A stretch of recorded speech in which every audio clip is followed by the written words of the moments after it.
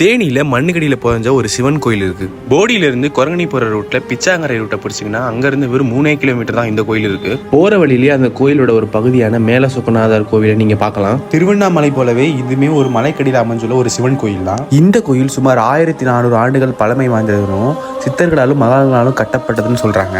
இந்த கோயிலுக்கு ஒரு பழமை வாய்ந்த கதையுமே உண்டு. கண்ணகி மதுரையை எதிர்த்த காலத்தில் உண்மைக்கும் நீதிக்கும் கட்டுப்பட்டு சொக்கநாதர் மதுரையிலிருந்து புலம்பெயர்ந்து இங்கு வந்து பிச்சாங்கரை புலம் அமர்ந்து சொக்கநாதரை தோற்றுவித்தார் என்று பல புராண கதைகள் இருக்கு அப்படின்ட்டு அங்கேயே குறிப்பிட்டிருக்காங்க. 1376 ஆண்டு முதல் இந்த ஆலயம் போடி நாயக்கனூர் அரண்மனை ஆண்ட நாயக்கர்கள் வம்சத்தின் கட்டுப்பாட்டு கீழ் வந்துருச்சு. போடியில் இருக்க மக்களும் சரி, போடியை சுற்றி இருக்க கிராம மக்களும் சரி, ராகு கேது பரிகாரங்கள் செய்யவும் அமாவாசை பௌர்ணமி பிரதோஷம் போன்ற நாட்கள்ல வந்து தரிசனம் பெற்றுட்டு போவாங்க. இந்த கோயில சிறப்புமிக்க விஷயம் என்னன்னா, இந்த கோயில் பக்கத்துல ஓடுற ஆத்து தண்ணியில பல விதமான சத்துக்கள் இருக்குன்னு சொல்றாங்க. அந்த ஆத்துல ஓடுற தண்ணி எடுத்து தான் பௌர்ணமிக்கும் அமாவாசைக்கும் சமையல் செஞ்சு இங்க அன்னதானமா வழங்குவாங்க.